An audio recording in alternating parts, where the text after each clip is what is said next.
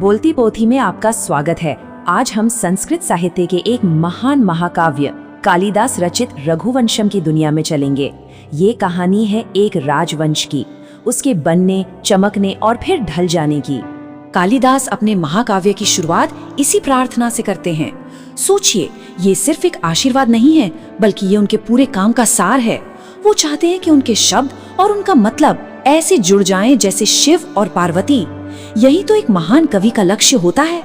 देखिए, इतने बड़े सूर्य वंश का इतिहास लिखना कोई मजाक नहीं था और कालिदास इस बात को बखूबी समझते थे। वो बड़ी विनम्रता से कहते हैं, कहाँ तो ये महान वंश और कहाँ मेरी छोटी सी समझ।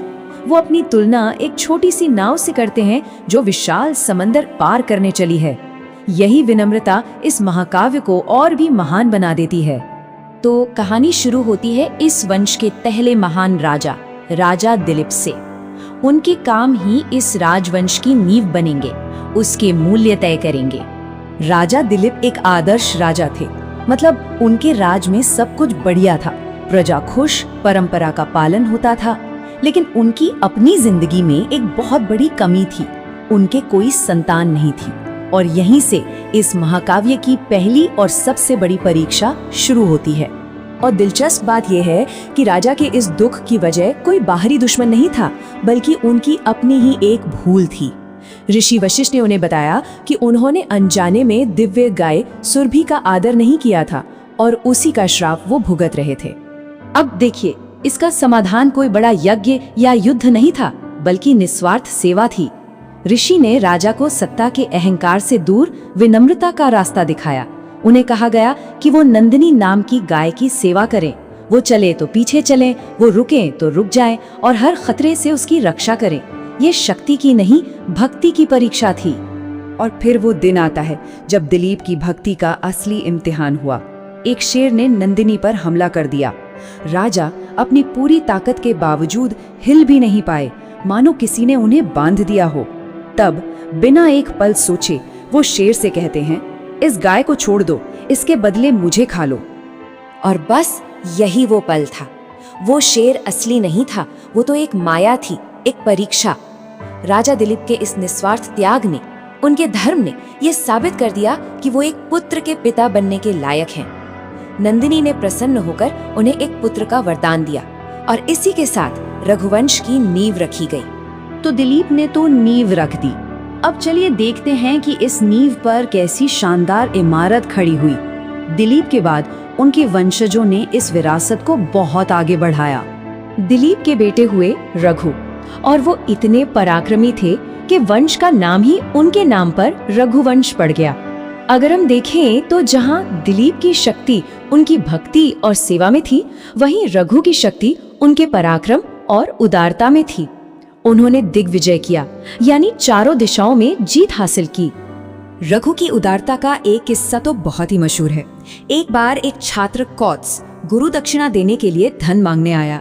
उस वक्त तक रघु अपना सब कुछ दान कर चुके थे, लेकिन अपना वचन रखने के लिए उन्होंने धन के देवता कुबेर पर ही चढ़ाई करने की तैयारी कर ली। सोचिए, ये देखकर कुबेर ने खुद ही उनके खजाने में सोने की बारिश कर दी।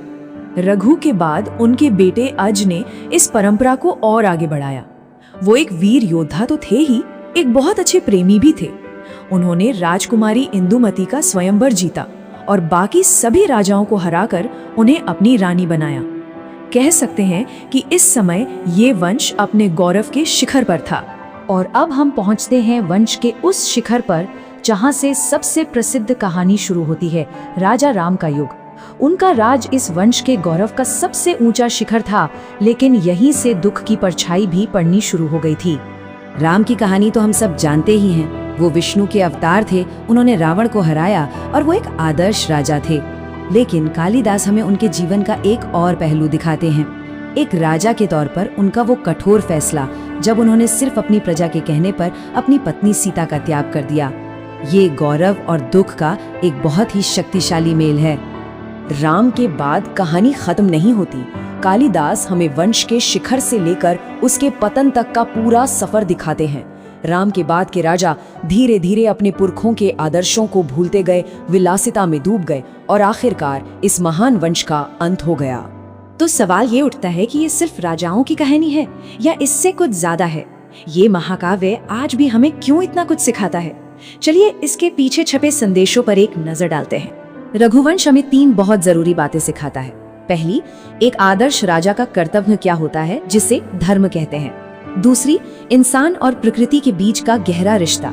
और तीसरी, सबसे बड़ी बात, समय का चक्र। हर चीज जो ऊपर उठती है वो एक दिन नीचे भी आती है, आखिर में बचती है तो सिर्फ विरासत।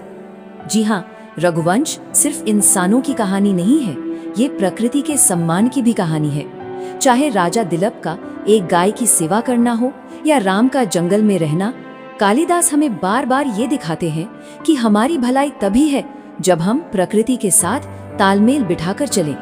और ये हमें इस आखिरी सवाल पर ला कर छोड़ देता है। सोचिए, रघुवंश के राजा चले गए, उनके बड़े बड़े साम्राज्य खत्म हो गए, तो बचा क्या? उनकी ताकत, उनके गुण, या फिर कालिदास की ये कहानी जो आज भी जिंदा है और हमें प्रेरणा दे रही है? बोलते पोथी देखने के लिए धन्यवाद। अधिक जानकारी और कहानियों के लिए कृपया बोलती पोथी को लाइक, शेयर और सब्सक्राइब करें।